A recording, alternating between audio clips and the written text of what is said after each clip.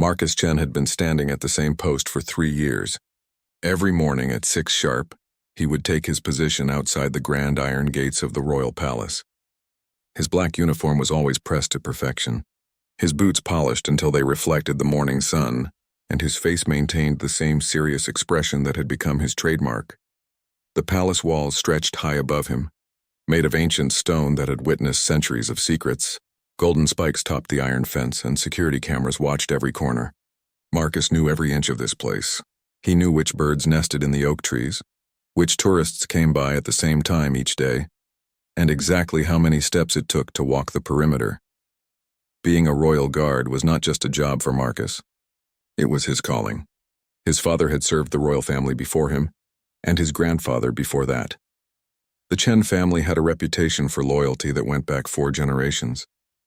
When Marcus was just 12 years old, his father would tell him stories about the honor of protecting those who served the nation. Today felt different, though. As Marcus adjusted his white gloves and checked his watch, something in the air seemed to whisper that change was coming. The morning crowd was thinner than usual. Most people hurried past without their usual curious glances at the palace grounds. Even the street vendors seemed quieter. Around 10 in the morning, Marcus noticed a small commotion near the bus stop across the street. A woman was sitting on the bench holding what looked like a young child. She kept looking toward the palace gates, then back down at the bundle in her arms. Her clothes were worn and dirty, and she appeared to have been traveling for a long time.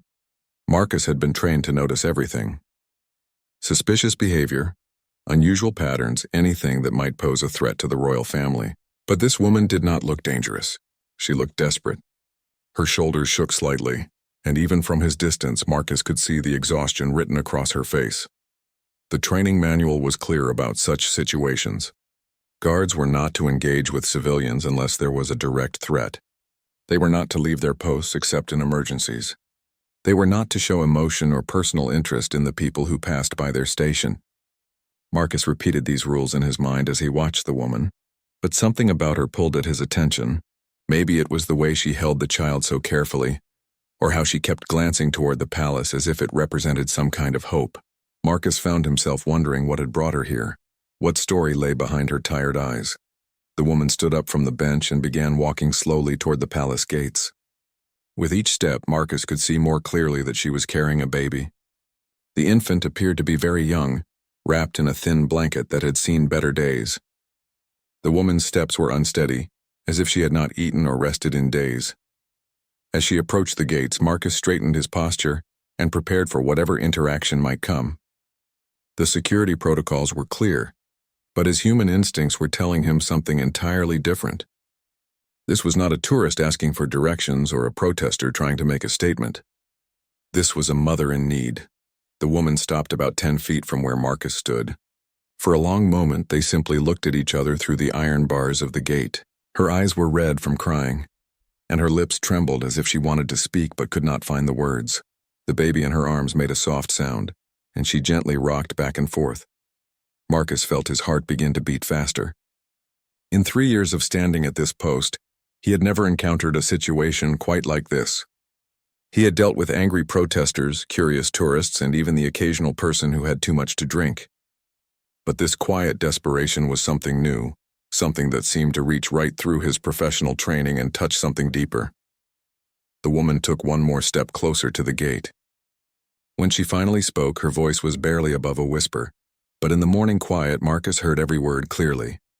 What she said would change everything he thought he knew about duty, rules, and what it truly meant to serve others. "Please," the woman whispered, her voice breaking with each word. "My baby is sick. I have no money for medicine."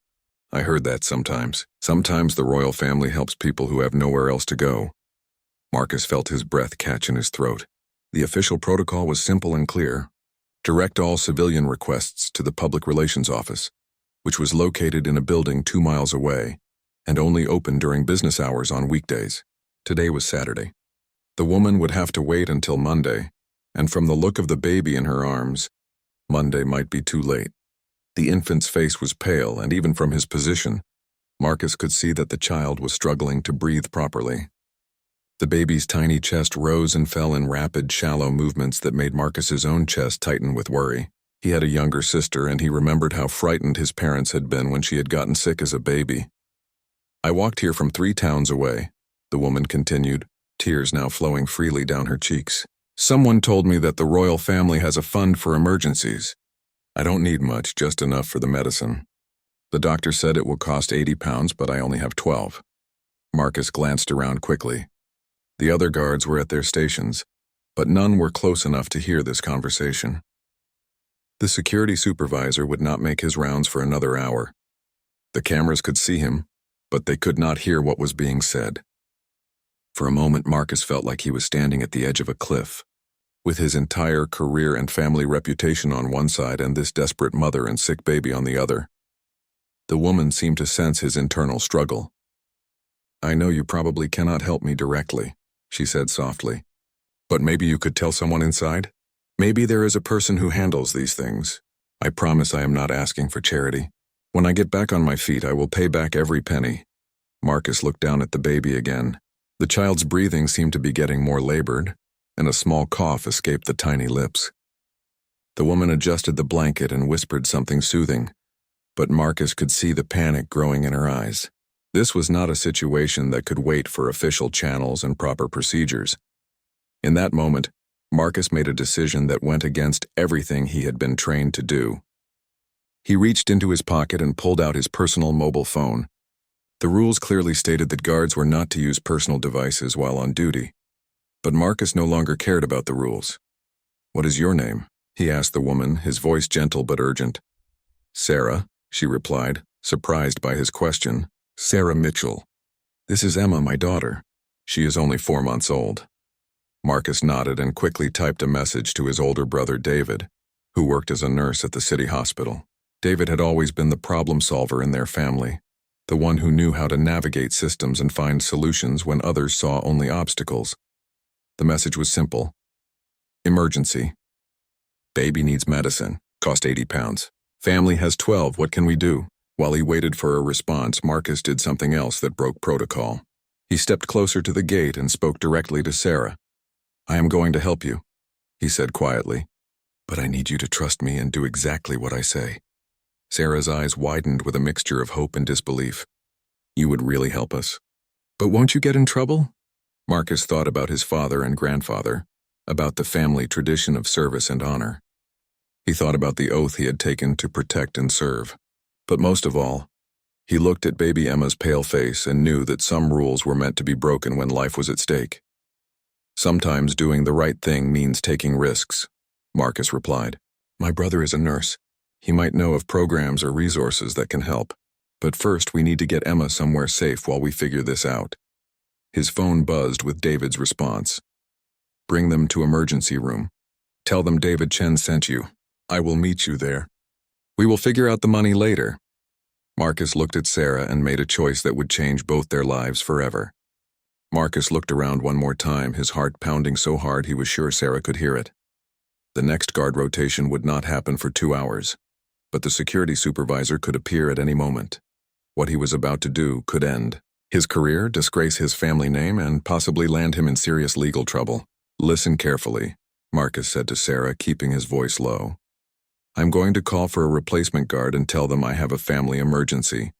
It will take about 20 minutes for someone to get here. During that time, I want you to walk to the coffee shop on the corner and wait for me there. Can you do that?" Sarah nodded eagerly, clutching baby Emma closer to her chest. "Thank you," she whispered. "I cannot believe you are doing this for strangers." "You are not strangers," Marcus replied, surprising himself with the certainty in his voice. "You are people who need help, and I took an oath to serve and protect. Sometimes that means protecting people from more than just criminals." As Sarah walked toward the coffee shop, Marcus called his supervisor. This was the hardest part. Lying to his commanding officer went against every principle he had been raised with. But the image of Emma's labored breathing made the words come easier than he expected. "Sir, this is Guard Chen at the main gate. I have a family emergency and need immediate relief. My sister has been in an accident." The lie felt heavy on his tongue, but Marcus pushed forward. "I can stay at my post until someone arrives, but I need to leave as soon as possible." The supervisor's voice crackled through the radio. "Understood, Chen. Guard Rodriguez will be there in 15 minutes. I hope your sister is all right." Marcus closed his eyes briefly, adding another layer to his deception. "Thank you, sir. I appreciate the quick response." Those 15 minutes felt like the longest of Marcus's life. He stood at his post, maintaining his professional posture while his mind raced with possibilities and consequences. What if the baby's condition was worse than it appeared? What if the hospital could not help? What if his supervisor discovered the truth about his emergency? What if this act of compassion destroyed everything his family had worked to build? But then he thought about his grandfather's stories. The old man had always said that the true measure of a person was not how well they followed rules, but how they responded when life presented them with choices between what was easy and what was right. Marcus had always assumed those choices would be obvious, dramatic moments. He never imagined that his defining moment would involve a desperate mother and a sick baby on an ordinary Saturday morning. Guard Rodriguez arrived exactly on time, looking concerned about Marcus's supposed family crisis. "Everything all right, Chen? You look pretty shaken up." Marcus nodded grimly, hating himself for the continued deception but knowing there was no turning back now. "Just worried about my sister. Thank you for covering for me."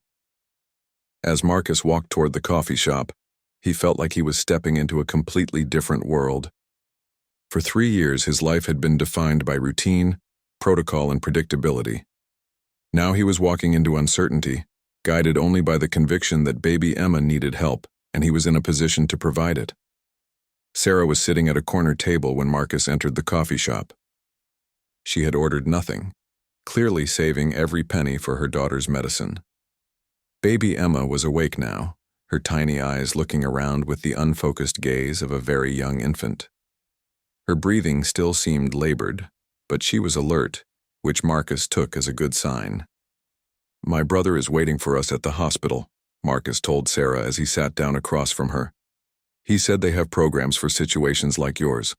But first, we need to get Emma checked by a doctor to make sure we know exactly what we are dealing with." Sarah's eyes filled with tears again, but this time they seemed to be tears of relief rather than despair. "I don't know how to thank you. I was so scared. I felt so alone." Marcus reached across the table and gently touched Emma's tiny hand. The baby's fingers instinctively wrapped around his finger, and Marcus felt something shift inside his chest. This was no longer about following or breaking rules. This was about a tiny person who deserved a chance at a healthy life. "You are not alone anymore," Marcus said simply, "but I need you to know that what I am doing could get me in serious trouble. I might lose my job. I need you to understand that this has to stay between us." Sarah nodded solemnly. "I swear to you, I will never tell anyone how this happened. As far as anyone knows, we met by chance and you decided to help as a private citizen." Marcus appreciated her understanding, but he was beginning to realize that the consequences of his actions mattered less than he had thought. Looking at baby Emma, he knew he would make the same choice again, regardless of the personal cost. The taxi ride to the hospital was quiet, except for baby Emma's occasional soft coughs. Marcus sat in the front seat while Sarah held her daughter in the back, both of them lost in their own thoughts. Marcus kept checking his phone for messages from work, terrified that his supervisor might need him back early or that someone might discover his deception. Sarah broke the silence as they neared the hospital. "Can I ask you something? Why are you really doing this? You don't know us at all." Marcus turned to look at her, seeing the genuine curiosity in her tired eyes. It was a fair question, and one he had been asking himself since the moment he decided to help. "When I was 7 years old, my little sister got very sick," he said slowly. "We didn't have much money, and my parents were terrified they couldn't afford the treatment she needed. I remember watching my father cry for the first time in my life." He paused, the memory still vivid after all these years. "A stranger helped us. A doctor who saw how desperate we were and arranged for my sister to get the care she needed without charge. He probably broke some rules too. But because of him, my sister is alive and healthy today. She's a teacher now, married with 2 kids of her own. Sarah listened intently, understanding beginning to dawn on her face. "So you're paying it forward?" "I guess I am," Marcus replied. "I became a guard because I wanted to protect people, but standing behind a gate, keeping people out. Sometimes it doesn't feel like protection. Sometimes it feels like I'm just maintaining distance between those who have everything and those who have nothing." The taxi pulled up to the hospital emergency entrance, and Marcus felt his stomach tighten with nervousness. He had never been involved in anything like this before. What if his brother couldn't help? What if the hospital demanded payment up front? What if someone recognized him as a royal guard and started asking questions? David Chen was waiting for them just inside the emergency room doors. He was taller than Marcus, with the same dark eyes but a gentler demeanor that came from years of working with sick and frightened patients. When he saw baby Emma, his expression immediately became serious and professional. "How long has she been breathing like this?" David asked Sarah as he guided them to a quiet corner of the waiting area. "It started 3 days ago," Sarah replied, her voice shaking slightly. "At first I thought it was just a cold, but it kept getting worse. The doctor in my town said she needs antibiotics, but they cost £80 and I just don't have that much money." David nodded and gently examined Emma without taking her from Sarah's arms. His trained eye could see what Marcus had suspected. This baby needed medical attention, and soon. "We need to get her seen by a doctor right away," he said. "I'm going to talk to the emergency staff and see what we can arrange." While David went to speak with the medical team, Marcus and Sarah sat in the waiting area.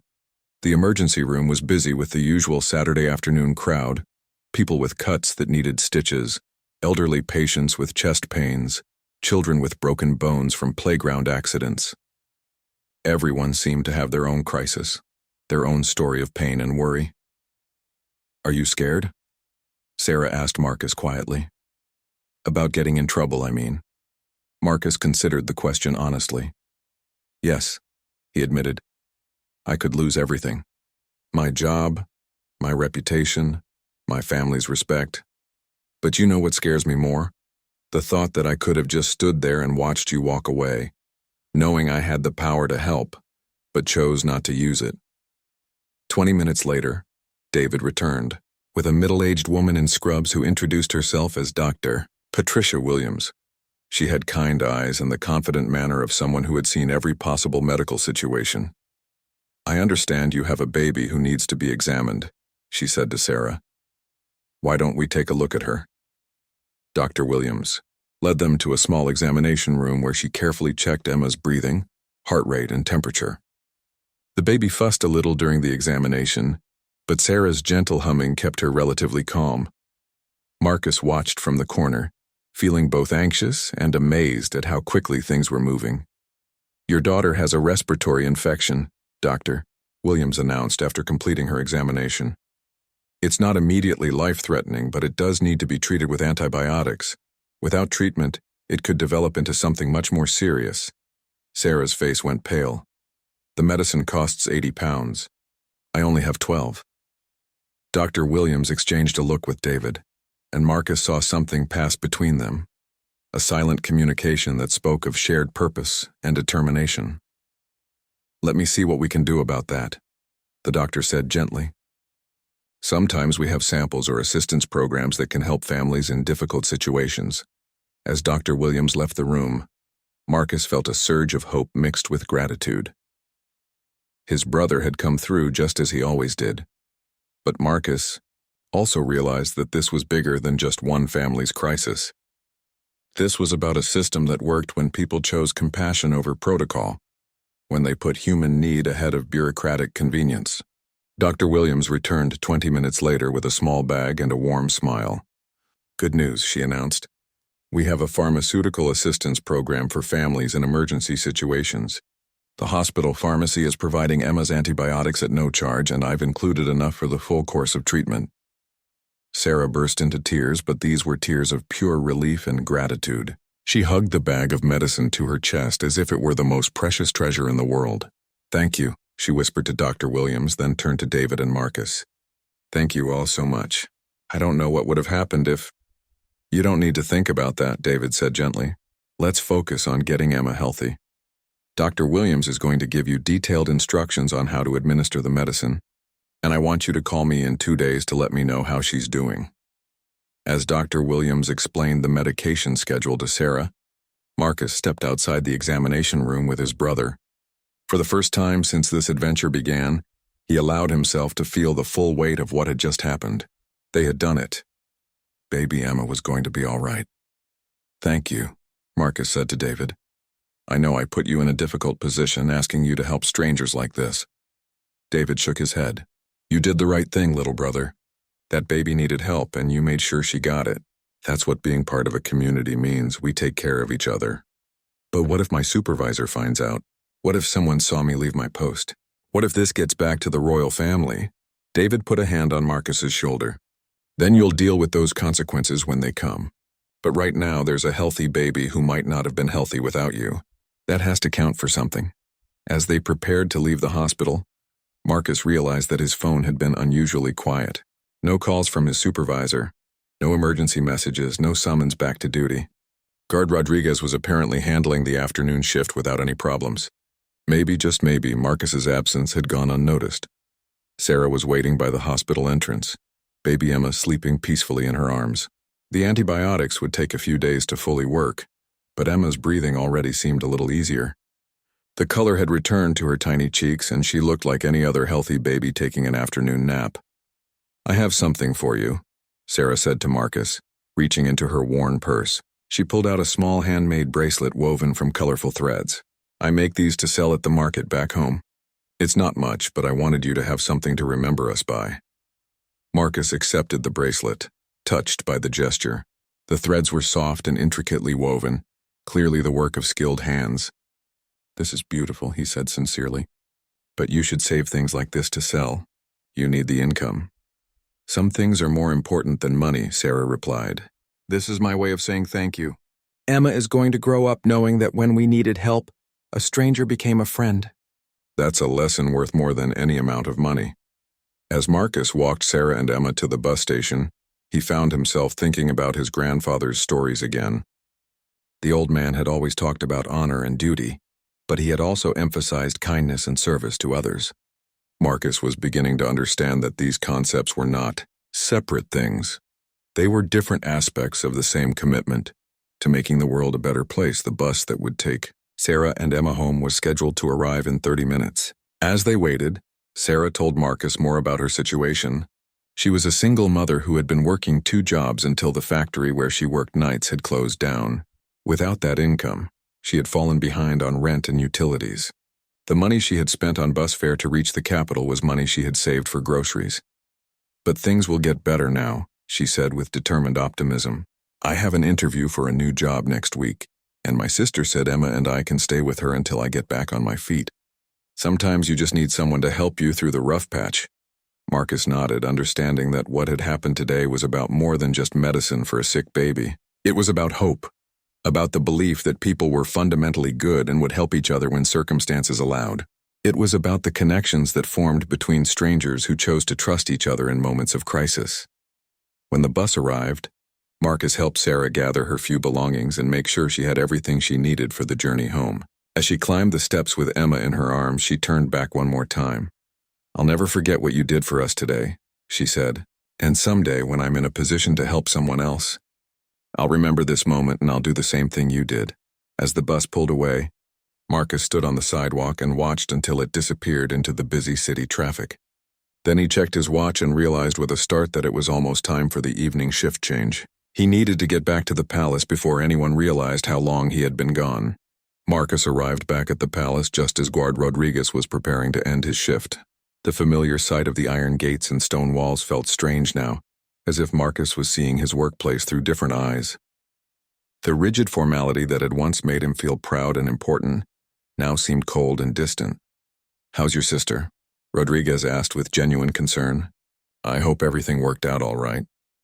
Marcus felt the familiar stab of guilt about his deception, but he managed to keep his voice steady. "She's going to be fine, thank you. Just a scare, but the doctors took good care of her." Rodriguez nodded and gathered his things. Family emergencies are always terrifying. "Glad it turned out well. See you Monday morning."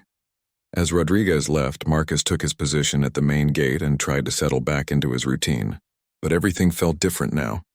The weight of his uniform seemed heavier, the rules and protocols felt more confining, and the distance between himself and the people passing by on the street felt artificial and unnecessary.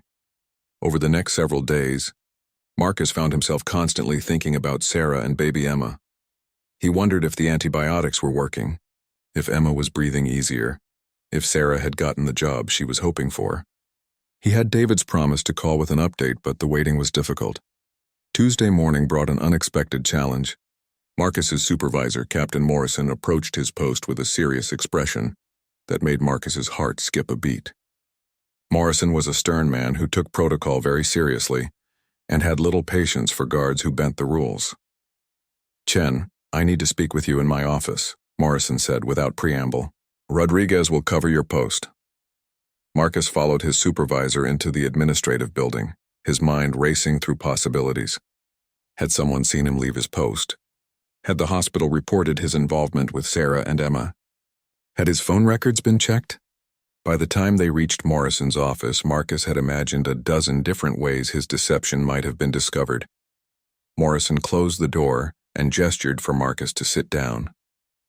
The office was small and cramped, filled with filing cabinets and duty rosters. A single window looked out onto the palace courtyard, where other guards moved through their daily routines with mechanical precision. "I received an interesting phone call yesterday," Morrison began, settling into his chair behind the desk. "From the hospital emergency room. They were calling to thank our department for one of our guards who helped a woman and her sick baby over the weekend." Marcus felt his stomach drop to his feet. This was it. His career was over, his family's reputation was ruined, and he would probably face disciplinary action or even criminal charges for abandoning his post and lying to his supervisor. "Sir, I can explain," Marcus began, but Morrison held up a hand to stop him. "Let me finish," the captain said. "The call came from Dr. Patricia Williams. She wanted us to know that one of our guards had gone above and beyond his duties to help a citizen in crisis. She said this guard had shown exactly the kind of compassion and dedication that the royal family hopes to see in all their security personnel." Marcus stared at his supervisor in confusion. This was not the conversation he had expected to have. Morrison continued. "Dr. Williams didn't mention any names, but she was very specific about when and where this happened. She said the guard had risked his own position to make sure a sick baby got the medical care she needed. She called it one of the most selfless acts she had witnessed in 30 years of working at the hospital." The captain leaned back in his chair and studied Marcus's face carefully. "Now, I happen to know that only one of my guards had a family emergency that required leaving his post on Saturday. And I also happen to know that your sister was perfectly fine when I saw her at the grocery store on Sunday morning." Marcus felt heat rise in his cheeks. There was no point in denying it now. "Sir, I can explain everything. I know I broke protocol and I know I lied about the emergency. I accept full responsibility for my actions." Morrison nodded slowly. "You certainly did break protocol. You abandoned your post, lied to a superior officer, and involved yourself in civilian affairs without authorization. Any one of those infractions could result in termination." Marcus straightened his shoulders and prepared for the worst. "I understand, sir. I'm prepared to accept whatever consequences you deem appropriate. However," Morrison continued, and Marcus detected the faintest hint of a smile at the corner of the captain's mouth, "Dr. Williams also told me something else. She said that when she asked the guard why he had helped, he told her that protecting and serving meant more than just standing behind a gate. He said it meant being willing to help people when they needed it most." The captain stood up and walked to the window, looking out at the palace grounds. "Do you know what the royal family's motto is, Chen?" "Service above self, sir," Marcus replied automatically. "That's right. Service above self. Not service within regulations. Not service when convenient. Not service when it doesn't involve personal risk. Service above self." Morrison turned back to face Marcus. "What you did on Saturday embodied that motto better than anything I've seen in 20 years of managing palace security." Marcus felt his confusion growing. "Sir, are you saying I'm not in trouble?" Morrison returned to his desk and pulled out a file folder. "I'm saying that effective immediately, you're being transferred to the Community Liaison Division. Your new responsibilities will include identifying situations where the royal family's charitable resources can be used to help citizens in crisis. You'll work directly with local hospitals, social services, and community organizations to make sure people like that young mother know where to turn when they need help. Marcus stared at his supervisor in amazement. You're promoting me? I'm putting you in a position where breaking protocol to help people is actually part of your job description, Morrison replied with a genuine smile. The royal family believes that their security personnel should be protectors in the broadest sense of the word. Your actions on Saturday prove that you understand what that really means. 6 months later, Marcus sat in his new office reviewing case files from the Community Liaison Program. His desk was covered with thank you letters from families who had received help through the royal family's Emergency Assistance Fund. Each letter represented a story of crisis overcome, hope restored, and lives changed for the better. The program had grown beyond anyone's expectations. What had started as a small initiative to help families in medical emergencies had expanded to include housing assistance, job training programs, and educational scholarships. Marcus worked with a team of social workers, medical professionals, and volunteers who shared his belief that helping people in crisis was not just charity. It was a fundamental responsibility of those in positions to help. His phone rang, interrupting his review of the morning's files. Community Liaison Office, this is Marcus Chen. Marcus, this is Sarah Mitchell. I don't know if you remember me, but you helped my daughter Emma and me about 6 months ago. Marcus smiled broadly. He had been hoping to hear from Sarah, but had not wanted to intrude on her privacy by calling first. Of course I remember you. How are you? How is Emma? We're both wonderful, Sarah replied, and Marcus could hear the joy in her voice. Emma is completely healthy now, walking everywhere and getting into everything the way 10-month-old babies do. And I got that job I interviewed for. I'm working as an administrative assistant at a law firm now. We have our own apartment, and for the first time in years I feel like we have a real future. Marcus felt a warm glow of satisfaction. That's wonderful news, Sarah. I'm so happy things worked out for you. But that's not why I'm calling, Sarah continued. I'm calling because I heard about the program you're running now. I want to volunteer. I want to help other families the way you helped us. I would love to have you as part of our team, Marcus replied immediately. Your experience as someone who has been through crisis would be invaluable in helping others navigate difficult situations.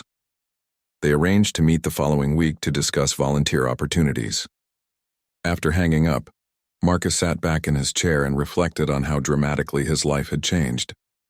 He no longer stood behind iron gates, maintaining distance between the powerful and the powerless. Instead, he spent his days building bridges, connecting people in need with resources and support. The royal family had been incredibly supportive of the program. They had visited the office several times, meeting with families who had been helped and volunteers who made the work possible.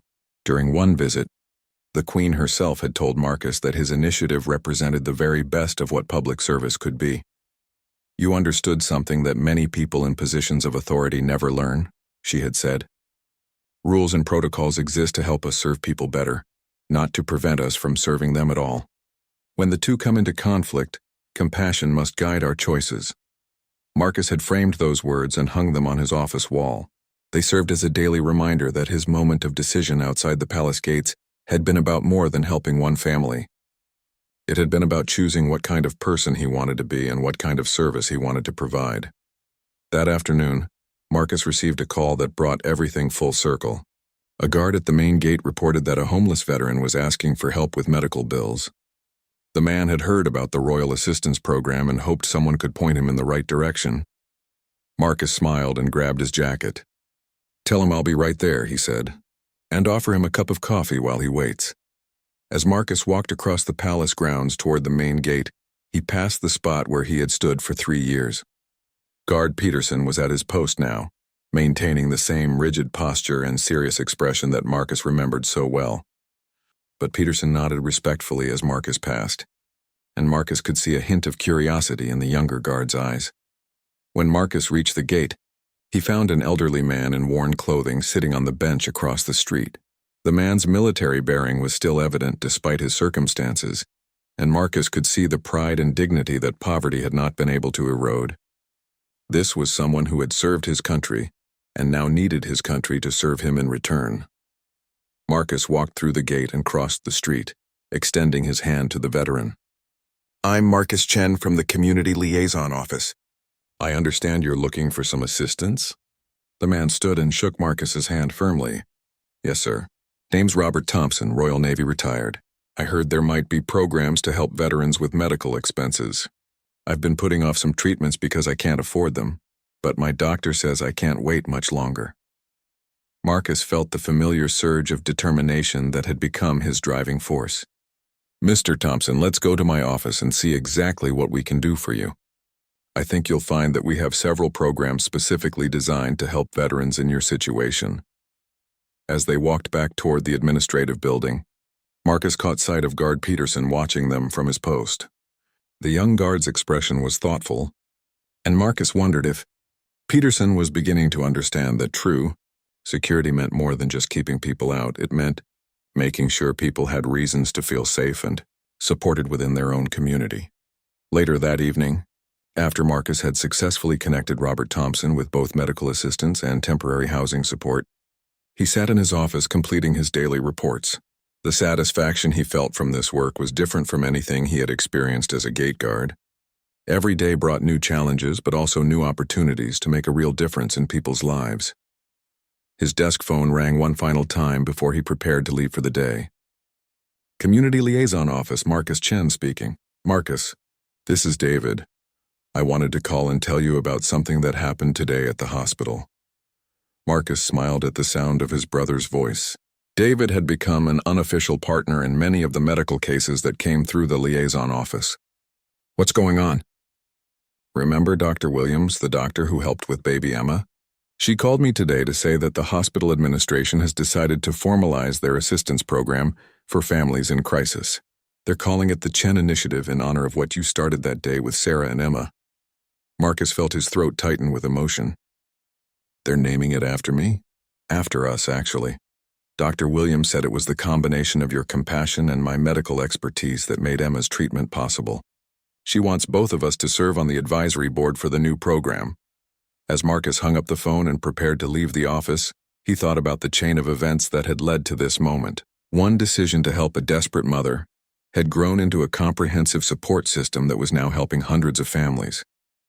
The ripple effects continued to spread, touching lives he would never even know about. Walking past the main gate on his way home, Marcus paused to speak with Guard Peterson. "Everything quiet tonight?" "Yes, sir," Peterson replied. "Though I did have a woman earlier asking about assistance programs for single mothers. I gave her your card and told her to call tomorrow." Marcus nodded approvingly. "You did exactly the right thing. Remember, our job is to protect people, and sometimes that means protecting them from despair and hopelessness, not just from physical threats." As Marcus walked home through the evening streets, he fingered the colorful bracelet that Sarah had given him 6 months ago. He wore it every day now, a reminder of the moment when his life had changed direction. It reminded him that sometimes the most important decisions were made not in boardrooms or through official channels, but in quiet moments when one person chose to reach out to another. The Royal Palace stood majestically behind him, its walls and gates still imposing and secure. But Marcus knew now that true security came not from keeping people out, but from making sure that when people needed help, there were systems and people in place to provide it. His grandfather would have been proud to know that the family tradition of service had evolved into something even more meaningful than standing guard. It had become about standing up for those who could not stand up for themselves. Tomorrow would bring new challenges, new families in crisis, new opportunities to turn compassion into action. Marcus looked forward to each day now, knowing that his work was making a real difference in the world. He had learned that duty and compassion were not opposing forces, but rather two sides of the same commitment to serving others. The Chen family legacy of service would continue, but it would be defined not by rigid adherence to protocol, but by the courage to do what was right when it mattered most.